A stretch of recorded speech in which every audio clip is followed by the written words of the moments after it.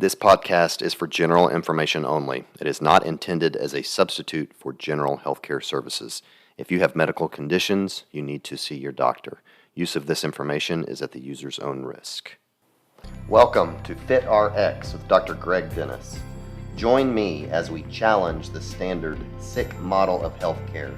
This is your source for everything health, wellness, prevention, fitness, biohacking, and more.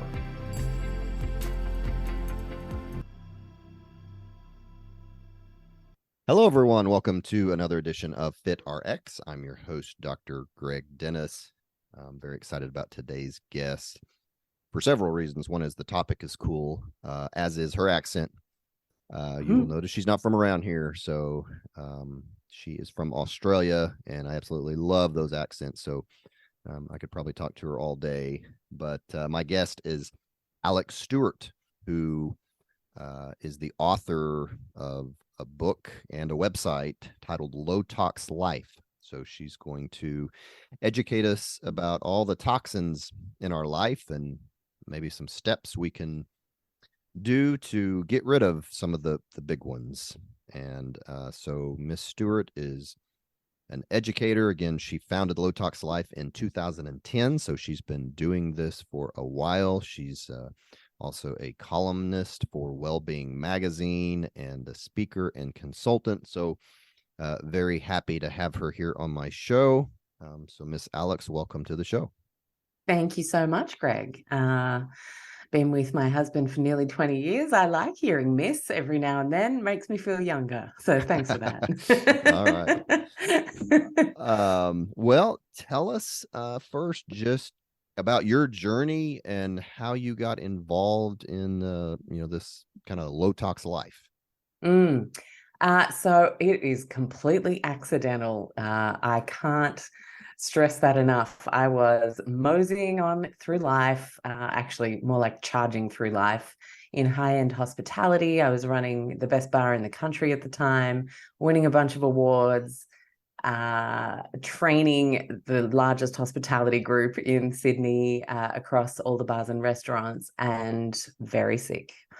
And when I say very sick, look, I mean, it was more about, for me, repeat infections. So I could never seem to let go of this tonsillitis that would come up every 3-4 months. And then I'd be on the roundabout with the doctor and then the prescription and then get better for a few months and then get it again. And I became resistant to the antibiotics that treat strep throat. And now I had no idea about antibiotic resistance at the time. This was over 20 years ago. But it was kind of scary because there was literally nothing we could do. A friend of mine was dropping over a soup one night when I was really sick. I'd taken the 3rd course of the strongest antibiotics. And she's like, have you ever thought about seeing a naturopath? And I didn't know what that was. Our holistic medicine community has really exploded over the last decade and a bit. But back then it was someone you really had to try quite hard to find and seek out. And given I had no other options, I thought, you know what have I got to lose? I went and saw this magnificent naturopath who'd been practicing for 25 years. She just asked me questions for an hour. She asked me about every aspect of my life. That had never happened to me before in a medical appointment. So I was like, it was almost like when you come from a conventional treatment background, it's like, what is with the questions? Mm-hmm. But at the end, she prescribed some really disgusting tasting herbs, which I've since come to love, and a couple of key nutrients for the immune system. And I was better in 3 days. I couldn't believe it. So I went back to her when I got tonsillitis again. I'm like, okay, we're going to need to do that thing again because I've got it again and I get it every 3 months. So if we could do this every 3 months, this would be amazing. She's like, no, but there's obviously a reason that your immune system's being suppressed. Let's dig. And she found some research connecting non-celiac gluten sensitivity, which again was very new at the time, to overgrowth of strep. And so we trialed going gluten-free, which again, 20 years ago was not easy. But the thing was, it worked. I literally, if I don't eat gluten, I don't get tonsillitis. It is that simple for me. So gluten is obviously a massive immune suppressant for me, an inflammatory food. I don't think it is for everybody. I disagree with the bandwagon form of health where all the cool kids say one thing's bad, and so all the people have to. I have plenty of French relatives who've lived till the ripe old age of 90 plus, and they eat bread daily.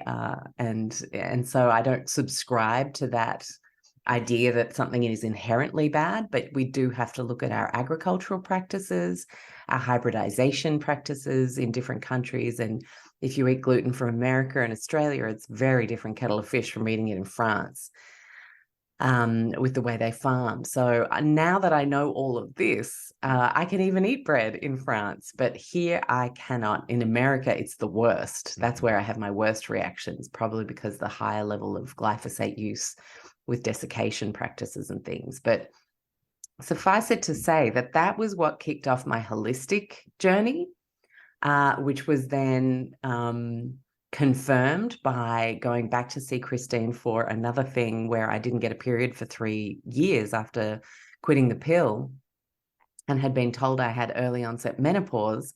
But again, with the disgusting herbs, she got me swinging again. In 6 weeks, I had a normal cycle. So I was hooked by this stage. I was like, there's obviously this whole other way where we build the body up with the tools it needs and set the stage for health within the body by what we choose to eat, what we choose to do in terms of stress. And then that's when I was having a baby a couple of years later and started to look at the products. You get all the well-meaning baby shower stuff. I was like, oh, I'm pretty good at reading food labels now. I'm a good detective. Let's have a look at this stuff. And I was horrified. I saw a ton of names, chemicals that I had no idea what they were. I'd been in cosmetics in the earlier part of my working years. And I used to proudly talk about the wild Aegean Sea algae that we were using for the anti-wrinkle creams and things. But we never got trained on what all those chemical names were in the bottom 2/3 of the label. And for the first time in my life, I was looking them up and I was finding carcinogenic potential in some of the chemicals. I was finding really harsh skin preservatives that can be contributors of eczema, asthma, eczema, dermatitis, psoriasis, hives even. And I found hormone disruptive chemicals, which can alter, block, or mimic natural hormone signaling in the body. So by this stage, Greg, I was like, okay, I've been a teacher, trainer, and motivator across cosmetics, across hospitality. I'm really good at making people not panic when there's bad news and distilling it to what we need to do to move forward positively. I wonder if I can bring those skills to this space. And I had a little think about what that might look like. And I really wanted to create a lifestyle that didn't feel rigid or black and white or exclusive in any way. Because, you know, anyone who lived through the 90s watching Oprah interview the next new celebrity diet person, where you did the diet and then you didn't look anywhere near as good or feel anywhere near as good as the person who created the protocol, and then you'd feel ashamed and like you were failing in the background. And I'd been part of that shame cycle in health where you don't do it correctly and therefore you're the problem. And I didn't want to ever have anyone feel like that on my watch. And so I thought about terms that were more inclusive, that were more accepting of where people might be at and different backgrounds. You know, different people have time and money. Some people have real time and money constraints. Some people can switch all their products to new low tox products in a day. Other people have to try and find more thrifty, frugal ways to do that. And so after a few hours on, inspo boards and things, low tox was born as a phrase. And I looked for it on Google. It wasn't anywhere. This was about 2009. And the Low Tox Life was born. And over time, I articulated it to be food, body, home, mind, and an overarching care for our planet home, which is essential to all those other things being able to be worked on. And so that's it. I just started helping people make healthy swaps, and giving people different price points, different DIY options, started running the courses. And then a few years later, a publisher reached out and said, we need to make this a book. And that's how the book was born back, I think it was 2017 now. Okay. Wow. Well, very Yeah. nice. Well, that's a perfect segue. Let's get into the book, and you start off by defining the Low Tox Life, which I think you already have, and then you just get into the different systems which you mentioned. So let's start with the Low Tox body, which is our personal care items, and hair and nails, and teeth, and all that. I mean, we don't have time to go into every single one, but yeah, maybe hit some highlights out of this category as far as maybe, the things that are the worst, and some ways we can, good alternatives, I guess. Yeah, absolutely. So one of the things that we don't often think of as personal care for me is water. And water goes into our bodies, it fuels all of our cells, or it can do not so great things to introduce harmful chemicals into our cells. Now, I'm not a proponent of the word chemical being a bad thing, because our world is made up of many, many, many chemicals that are completely wonderful and safe and life-giving and providing. But when I'm talking about nasty chemicals, I'm talking about often the man-made chemicals since the chemical revolution of the 1940s, post-World War II. And what we find in the average tap water is a lot of trace heavy metal, trace runoff from agriculture, so pesticide, herbicide, or local council spraying for that matter. And we find chlorine in small amounts. We find fluoride, which, half the world fluoridates, the other half does not. And I think it's up to the individual human to look at the reasons both halves give for choosing that and making your own decision, while governments are still debating that. But at the same time, what I know to be true is that fluoride in excess is neurotoxic, and it's not a fluoride deficiency that causes tooth decay. It's a mineral and nutrient deficiency and a high sugar or high processed carbohydrate diet that does that. So I personally feel that it's important to remove that from my water, and I'm urging anyone out there to explore the topic and make your own decision.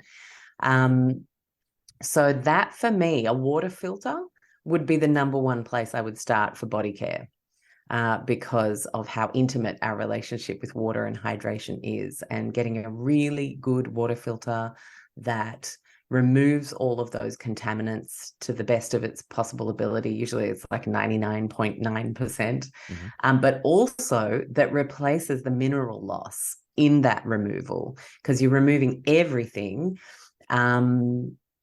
You need to put back in the good stuff, and that is minerals. And if you have, like, say, reverse osmosis, where it doesn't go back in, and it is just a completely clean water, then you can put a little tiny pinch of salt in, and that sorts that out. So that would be my number one. My number two would probably be your body lotion. A lot of people go straight to the face, which I get, but our body is a lot bigger than our face. And if you're using a daily body lotion, and a daily moisturizer, and you have to make a choice as to which one you're going to focus on swapping out first, I would go with the body lotion, simply because of the surface area of the organ that we call skin.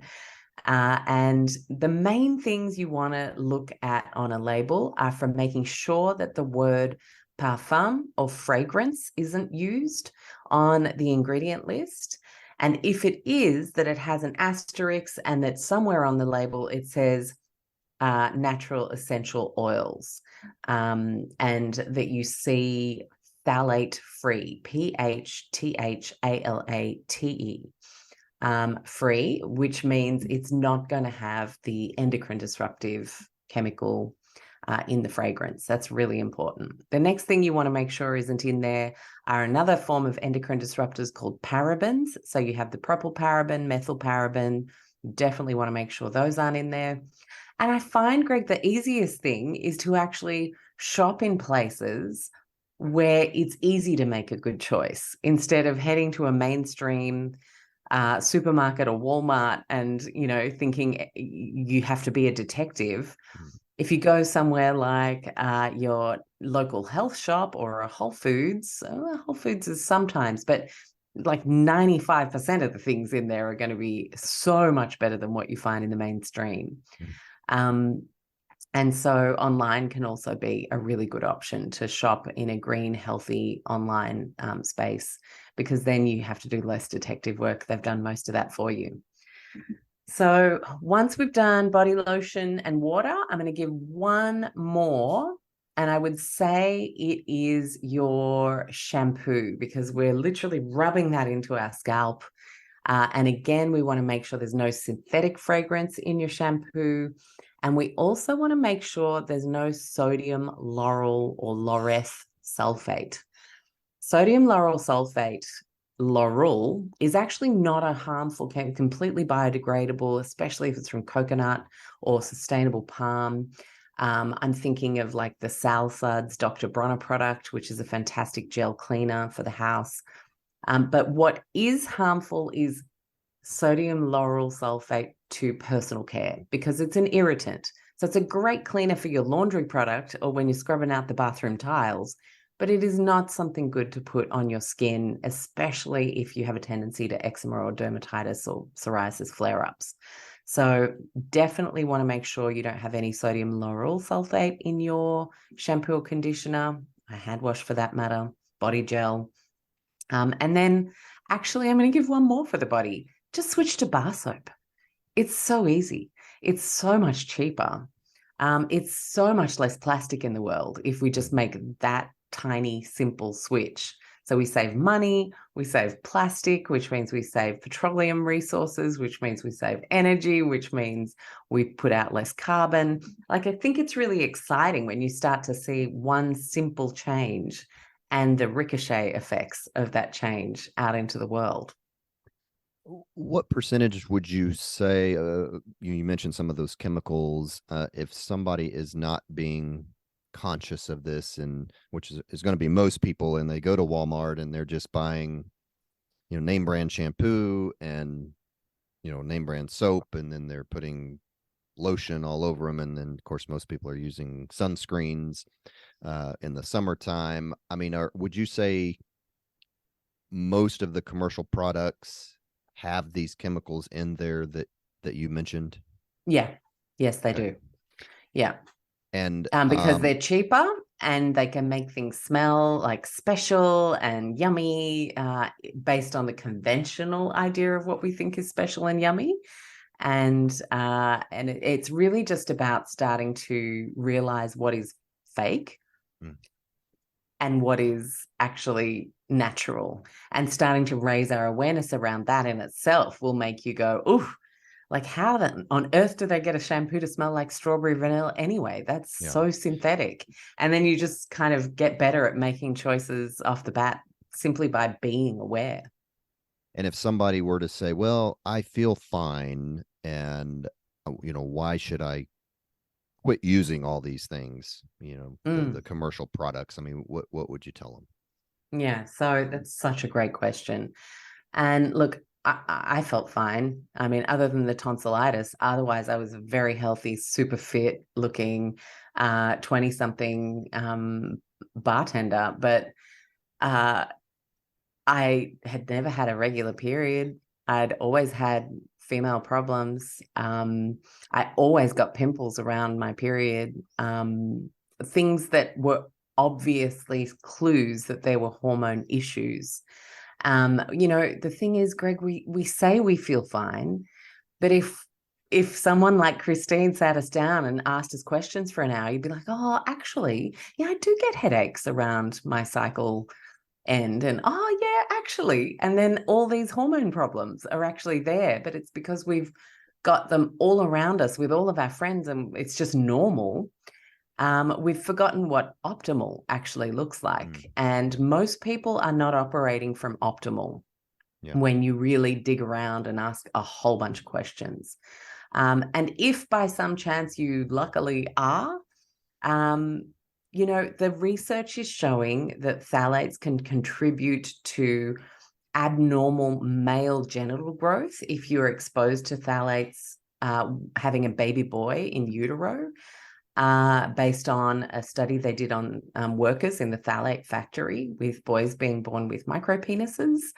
There's some pretty crazy research that says even if you feel fine now, what is this doing in the long run? When is it going to show up for you? Is it going to show up in estrogen-related cancers later in life? And all of the things that are showing in the research to be potential for people. So for me, it's really just a no-brainer. If the research says that there are obvious groups of people being harmed by these chemicals when they're exposed in high levels, it simply just means we're exposed at a lower degree or later after accumulation, depending on the type of chemical, whether it accumulates or whether it's water soluble, of course. But I would say to that person, that's great that you feel fine.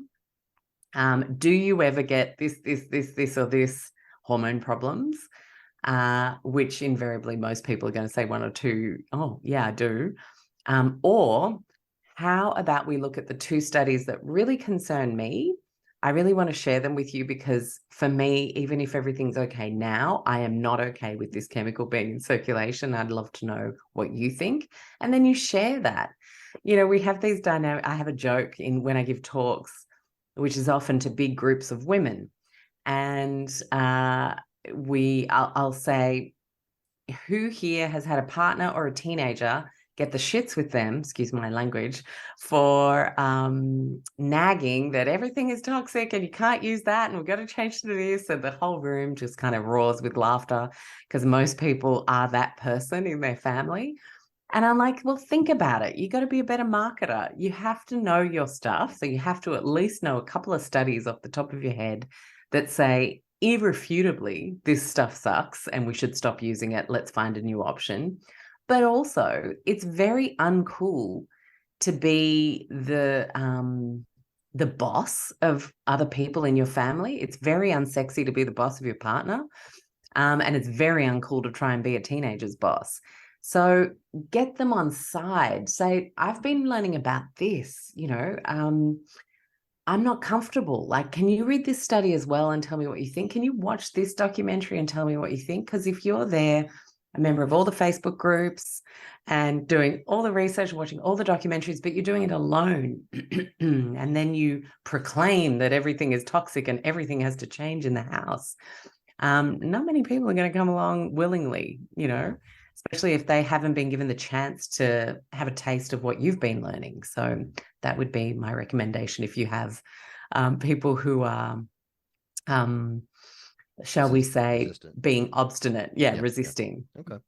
Okay. Before we move on to the next one, so you talk about nails, and obviously women, like getting their nails done. How bad is that? How toxic is that? Well, I am a big fan of looking at your life overall. And so if that lady is getting her nails done on a Monday with a girlfriend and that is soul filling for her, and she's eating mostly organic home cooked meals for the rest of the week and doesn't use fragranced products in the house like, fabric softener and candles and air fresheners and all that kind of stuff, but she just really loves getting her nails done, then sit by the door where the door's open and there's some fresh air, maybe wear an N95 or better mask, and just do your thing. Like, I'm not into a completely black and white approach. However, there are several chemicals in nail polish where if overall you are still experiencing a lot of toxic exposures, maybe still eating junk food, and you were thinking, yeah, I'm pretty good at doing my own nails, then maybe invite the girlfriend over, find a good low tox nail polish that doesn't have the big five, the top toxic chemicals that you do find in nail polish, and make a night of it. Have a cheese and wine board, pop on a really great movie, do each other's nails, and have the windows open. And then you have this fantastic low tox experience The creams you'll be using will be much better quality than in the average nail salon as well. And a lot of people pick up fungal infections in nail salons, which isn't talked about enough, and they can really stick around and become very annoying. Yeah. So if it's something you feel like you could let go of, then yeah, it's a great one to let go of. But if you're doing everything right and it's your one pleasure, like I color my hair and I use the lowest tox possible, but it's something I'm going to do every month. I'm not going to beat myself up about it. It's my thing. I do great in so many other areas that I don't lose sleep over this. Yeah. Does that make sense? Yeah, And I think absolutely. Yep. I Good just advice. think it's more of a mental health check for me to just say, you know what? It's not going to be perfect for like 99.9% of people are not going to achieve perfection. So why do we keep trying to judge each other for against that standard? Yeah. One Okay. or two things shouldn't break the bank. We have a ton of detoxification systems in our body that are protecting us all the time. The problem with our detoxification systems getting overburdened is incessant 24/7, 365-day a week, multiple chemical exposures. So if we just focus on bringing it all down, then our bodies can handle things a lot better. Yeah. Yeah. Makes sense. Well, let's talk about the home. So next chapter is Low Tox Home. You discuss cleaning products, cookware, plastics, clothes, all that stuff. So give us maybe some highlights from that section. Yeah, so I just briefly mentioned there fragranced products in the home. This would be my number one category to attack and eliminate. And this is definitely not a category that you leave in your, oh, but I'm so good everywhere else, I'm going to keep these. Because fabric softeners, air fresheners, scented reeds, scented candles, for the most part, all contain huge amounts of phthalates that we are breathing in. So the phthalate is actually a plasticizer compound. It's not a fragrance itself, but it is a plasticizer compound that is used in fragrance, artificial fragrance, to help the fragrance stick and stay really powerful. So, like you hug a mate at the gym and then you go about your day and then you can kind of still smell the cologne on your t-shirt like at 5 p.m. That is the phthalate doing its job to keep that fragrance lasting long on your skin. And we see that as a picture of success.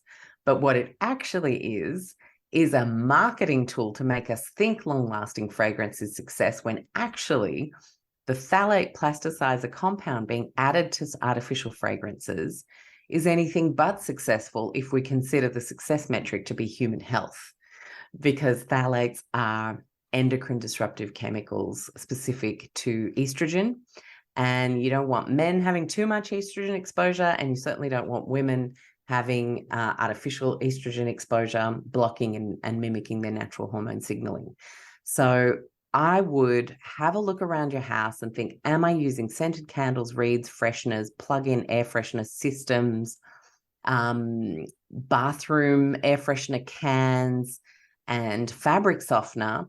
Box them all up, put them in the garage. Don't throw them away just yet, but just do a detox. Just don't have them in the house for 2 weeks.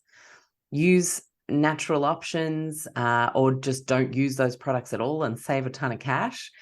And then bring them back after 2 weeks. Open everything up, use it all again, use your fabric softener, switch on the air freshener plug, light your candles, and see how you feel. I have taken over 8,000 people through our Go Low Tox program, and everyone has had the same reaction, which is to say, I felt winded. I couldn't believe how strong the stuff was. It felt poisonous. I immediately got a headache. And it is simply because we have come to tolerate at a subconscious level all of these things that we call beautiful, yummy smelling products, and that we've never really questioned. But when we remove them and then are exposed to them again after a couple of weeks, it is so toxic. You feel it. You feel that these things are not good for you. And it's a wonderful way to put the fire in the belly to make more changes, I think. So that would be where I would start. Okay.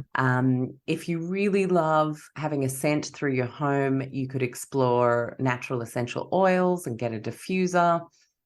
But just keep those simple as well. A lot of people go nuts with a bunch of florals, and that can create allergies, cause headaches as well. Stick to things like lemon, peppermint, rosemary, and the good news is they're all the cheaper ones anyway, when you're buying from reputable companies.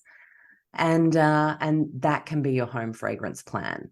Then in the home, I think the most important thing I want to talk about here, because there's a bunch of switch ups in the book that you can just follow along and it's really easy, but I want to talk about mold because mold in the home is highly toxic. And in the past, we've just seen it as this annoying, smelly stuff, but we've never really connected the dots between it and poor health outcomes. I've personally lived in a water damaged building and become horrendously unwell with a syndrome called chronic inflammatory response syndrome. And I would never wish it on anybody. So if you live in a humid part of the world, so southern states and the East Coast for you guys over in the States, here for us, it's the East Coast in Australia, then you need dehumidification. You just need it. If it rains a lot, if you have a wet season, you absolutely need to invest in good dehumidifiers so that you can keep your indoor air humidity in your home under 60%. That is absolutely key. Over 60%, mold will grow. So once you've eliminated the potential for leaks in your home, so always doing a 6-monthly check of pipes under sinks, anything that smells musty, getting it checked, get a leak detection person out and see if there's a leak somewhere. Because the longer you leave those things, the more expensive remediation becomes if mold starts to grow in subfloors or ceilings or walls. So you always want to stay on top of any kind of trade repair. Forget the handbag you were looking at the department store that you really wanted to get. Trust me when I say fixing the leaky tap in your kitchen is a bazillion times more important once you've been through mold illness. I would never wish it on my worst enemy. And I think if you are someone who is chronically unwell with no answers and you haven't looked into mold, it would be the first place I would start to look. Probably Lyme and tick bites would be the second, but mold is so common. Estimated in the US that about half the buildings in some way are water damaged. And then if you add the statistic of about 25% of humans being unable to detect mold as a toxin and eliminate it in our bodies, that's a lot of people wandering around with arthritis when they're in their 30s going, why am I so sick? Or why have I got chronic fatigue? Or why am I twitching and tremoring? Why am I having these neurological symptoms like anxiety when I've never been a stressed out, anxious person in the past? Do I feel better when I'm not at home? And if you start to kind of, your ears prick up at some of these questions, then you want to be exploring mold. But the best thing to know is that most people simply live in a humid area, but they're not keeping their humidity indoors under 60%, which you can do through air conditioning, that helps. But dehumidifiers are just gold. And it's honestly my favorite appliance. Living in somewhere like Sydney, February, it's about 80% humidity on average. And so we need to run our dehumidifiers to keep the humidity down, to keep our soft furnishings dry, to stop mold from growing on our shoes, to stop mattresses from growing mold. When people invest in dehumidifiers, their lives change. People write to me constantly about how game-changing it is. So they will be the artificial fragrance and the mold would be my top 2 home recommendations. Okay. Talk briefly, if you will, before we move on, about cookware and plastics and those kinds of things, because I know that's a big one. Yeah, it's huge. And, who didn't get invited to a Tupperware party with their friend and invest in this huge system and then only to later on find out that there was a bunch of BPA in 90s Tupperware. So, yeah, really important to start shifting away from the use of plastic for storing food in any way. Plastic leaches in heat, it leaches over time. and there is both gas, vapor, and particle exchange when it comes to plastic for food storage. We certainly don't want to be heating anything up in plastic. I think everyone's got the memo on no microwaving plastic containers anymore. But if you don't, that's definitely one place to start. And then just switching over to stainless steel and glass for your storage solutions, for putting your leftovers in the fridge to use the next day, or for freezing. And a lot of people are like, oh, but isn't my glass jar going to break if I freeze it? But if you keep 1 inch off the top of the liquid, like if you're making a big batch of broth, and you decant it into the jars, just don't fill the jar right up to the top, and don't screw the lid on super tight. Just place them all nicely with a good gap at the top before the lid, and you will never have a broken glass jar doing it that way. So that would be my number one. Number two is we want to get the Teflon out of the kitchen. So any kind of, well, broader than Teflon, given that that has been outlawed since 2015, people might have some old pans kicking around that are supposedly non-stick, probably with a few scratches by now. But you would definitely want to be either replacing yourself if you can now, or formulating your next birthday or Christmas list so that you can ask for a strategic low tox swap gift. But you want to be moving to your cast iron or your stainless steel cookware, whichever works best for you. There is some green pan ceramic technology now that doesn't have any chemicals from the PFAS family. PFAS are that forever chemical group that traditionally have been used in non-stick or waterproofing kinds of products. And so you still see today non-stick pans that still have PFAS in them. They're just not the PFOA Teflon. They're the PTFE cousin, which still is a forever chemical, still will never break down in the environment. And so while it might be a little bit safer to human health than PFOA Teflon, it's still a disaster environmentally. So we want to move away from all of those types of chemicals and embrace, the old arts of sealing a cast iron pan to the point where it becomes a non-stick cookware item. Having some stainless steel, having a good ceramic pot for slow cooking. I'm thinking like those French brands like Le Creuset or Chasseur, that have great lead-free research to make sure that they don't contain any heavy metals. And then those would be the things I would cook with. If you really need to get a ceramic green pan, a non-stick pan, you can, but they just don't last that long. All it takes is a scratch, teenager like lazily using a fork to make their scrambled eggs, and then boom, that thing's going into landfill. So I'm a real fan of cookware that's going to last. And for me, that would be enamel, stainless steel, or cast iron. Well, next section is food, and Yes, this shouldn't be anything new to my listeners. We talk a lot about nutrition and stuff on I this bet. podcast. So, obviously, a lot of the processed foods we eat is just full of junk. But to kind of summarize that chapter, if you will, what's some of the really bad stuff that we should just stay away from? Yeah. And on the first page of my book, I talk about a girl I know and a whole list of foods and habits. So I want to let people read that because it's a bit of an aha moment. But, Greg, I think food has become so incredibly complicated. It's been hijacked by big food companies. Now it's also being hijacked by climate change tech. And look, I am a huge fan of doing everything we can to restore the natural balance of carbon in our atmosphere and on our Earth. But there are always going to be people trying to make money out of anything we need to change quickly.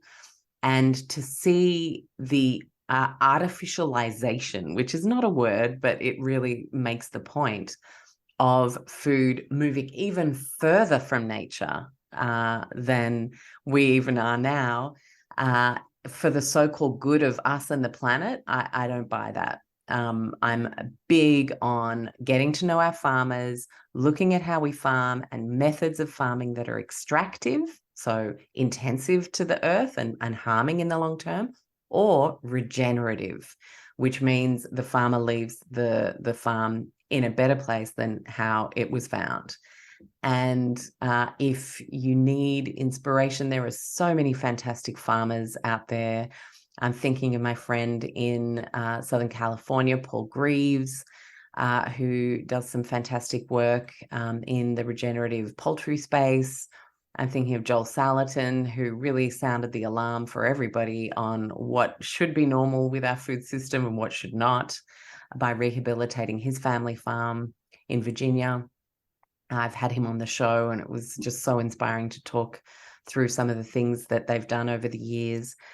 We have to start looking at eating food from sources that are regenerative, because what is happening in a regenerative farm is you are constantly making sure that there is biodiversity, that there is soil, microbe, and fungal diversity.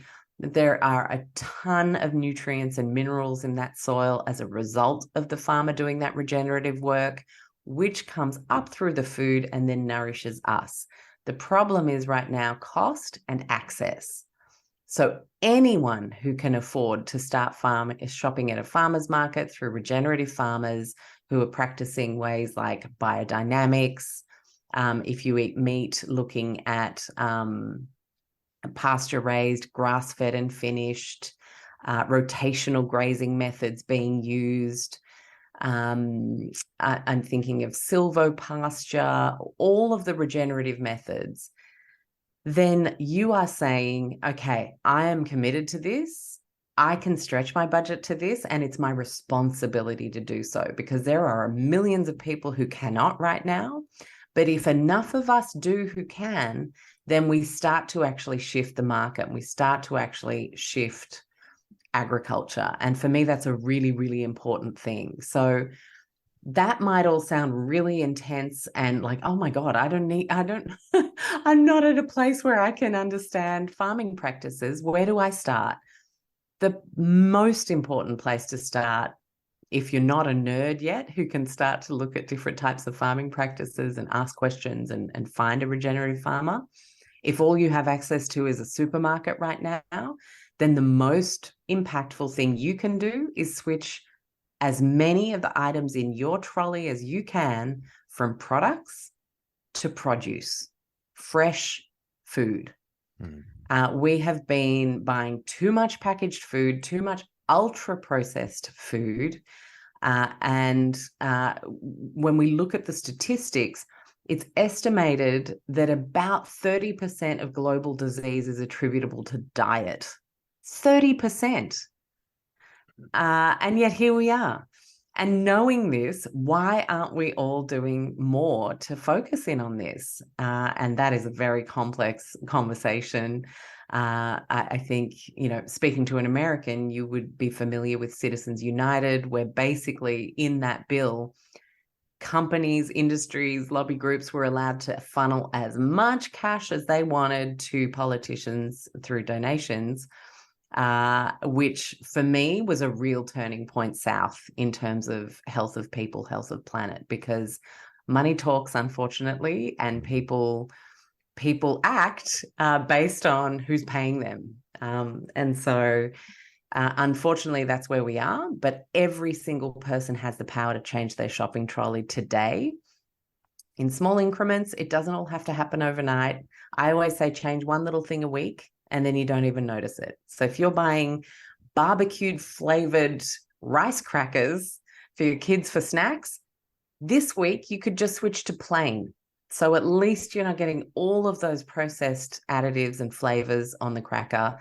And that's a nice little step. Then you could introduce some smashed avocado with those crackers to boost the nutrients, or make a hummus at home, or make a sweet potato dip if your kids still have a sweet tooth at this point. And just inch over to the place where you can then serve a plate of crudités, a few cubes of a nice cheese, and some fruit. And that becomes the snack. And it happens gradually. Otherwise, your whole family is going to absolutely freak out and say, what the heck is this?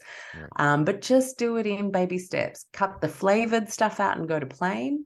Then introduce whole food accompaniments. So start making tasting plates. Instead of just serving the crackers, you serve some of this, some of this, some of this, and some of it starts to become like berries and their favorite fruit, and carrot sticks and the crackers. And then the crackers can disappear later. And I find that that's the most powerful thing that any person can do today. We don't need to go into what you have to quit, which food groups, yada, yada. That's something to talk about with your doctor if you still have health problems after just simply swapping out the products and moving to produce. Most people find that making that change alone makes them feel 10 times better. Yeah, for sure. I tell people all the time, my listeners have heard this, but eat foods with one ingredient. So, and it is a tomato, and that's it. Yeah, that's That's it. what Yeah, I'm it's eating. got one Yeah. ingredient. Yeah, that's it. And if people would just live by that one rule, which is difficult, I get it. It would treat most chronic diseases, or prevent most chronic diseases from coming on. I'm convinced of that with what I do. But anyways, yeah, great advice. That's it. Well, lastly, you talk about the low tox mind. And I had made a note on being earthed and grounded. So what is having a low tox mind about? So for me, this comes right back to what I was talking about when I was articulating how I wanted to guide people, when I was setting that intention, when I started, birthed the phrase low tox and created this low tox life. I didn't want anybody to feel stressed and freaking out about this process. So for me, stress is, well, not for me, actually. In the science, we see that stress is one of the biggest drivers of disease, right up there with food, in busy modern life. And it is so important that we work from a place of relaxed curiosity. I wonder what it might feel like to make this change, and how great would that be to use less plastic packaging and all this packaged food I'm ditching, and how lovely is that for the planet, instead of I have to eat produce and it has to be 100%. Like, I have seen so many people stressed out of their minds when they go to a friend's house. They're trying to eat everything organic, and then the friend's cooking a barbecue and the sausages have additives, and like they freak out. That is going to kill you much faster than eating the odd sausage that doesn't have the most perfect ingredients on the planet. So looking after our minds and the state of our stress response is critical to overall health. We experience stress. It's impossible to be a human and not go through life with stressors. But what we can observe and work on is our response to stress and our ability to bounce back from stressful events, whether it be a shitty email from your boss that kind of puts you in a cold sweat and it's like, oh my gosh, they want to have a meeting with me. I didn't do so well in the report that they asked me for. That can really make us feel awful. But if you carry that email with you over the next week, feeling awful and being in knots, and then creates diarrhea, and then like everyone listening will have experienced this in their lives. What we need to work on is the bounce back. So working on our nervous system health is critical. Making sure we have moments in the day where we pause, where we put our feet up, where we take a few deep breaths and just relax our adrenals and put ourselves in a calm state, and then get on with our day. All those little micro actions are going to help us bounce back from the everyday stresses that life throws our way. And you mentioned grounding. This is one of my absolute favorites. So even if you live in the city, I live in inner Sydney, so it's very urban. But a 10-minute walk that way, I've got a beautiful botanical garden. 50 meters up the road, I have a little grass patch that I often take my dog for his last minute wee in the night before we all go to bed. And I can just take my shoes off and connect with the earth. You might have a forest, there might be a beach, a local park, whatever it is, a verge on the footpath. It doesn't have to be fancy. You don't have to go on a health retreat that costs you $2,000 to get earthed. The science shows us that 50 minutes a week of barefoot in ground, whatever that natural ground is, is enough to show signs of lowered blood pressure, stabilized blood pressure, reduced cortisol, and reduced inflammation. 50 minutes over 7 days. So that's like less than 10 minutes a day is what we're talking about. So you might want to do that in 2 really lovely long excursions in the park where you walk for most of the park walk barefoot, if it's safe in the grass to do so. I wouldn't do so in tick season in the States. I know that that's a big issue for you guys. So maybe just be somewhere a bit more controlled for your grounding time when it's tick season, where you can keep an eye on things. Maybe just do a meditation in the grass outside your house or in your garden if you have one. But it's massive, right? And it's nothing. And maybe you're thinking, oh, but I don't have 50 minutes to carve out. Do you call a friend? Do you call the school to have a chat to your kid's teacher? Do you call to make some sort of appointment this week? Do that barefoot in the garden. Just start to incorporate it. Do you put the clothes out on the line in your garden? If you do it barefoot, then you're starting to accrue those 50 minutes pretty naturally and consequentially, rather than having to create this new pocket of time. I think we often think, oh, but I don't have time to add something new. Think about where you could incorporate that thing into what you're already doing, and then it makes it a lot easier. Yeah, I like it. All great advice. So do you tell people, because when they're listening to this, I don't want people to get overwhelmed, as I'm sure you deal with this all the time, because they're like, oh my God, it's hopeless. That, I hear this from patients and I don't go as in depth as you do, but when we have these conversations about some of these things, and they're like, well, it's just, they throw their hands up. Well, I'm not going to do any of it because I can't, there's too much. I mean, the air we breathe is bad. The cosmetics I use is bad. The food we eat is bad. I mean, it's hopeless. So do you just tell people, like you've kind of summarized, to just kind of take small baby steps? Is that your recommendation? I mean, do one thing at a time and just kind of gradually get into this?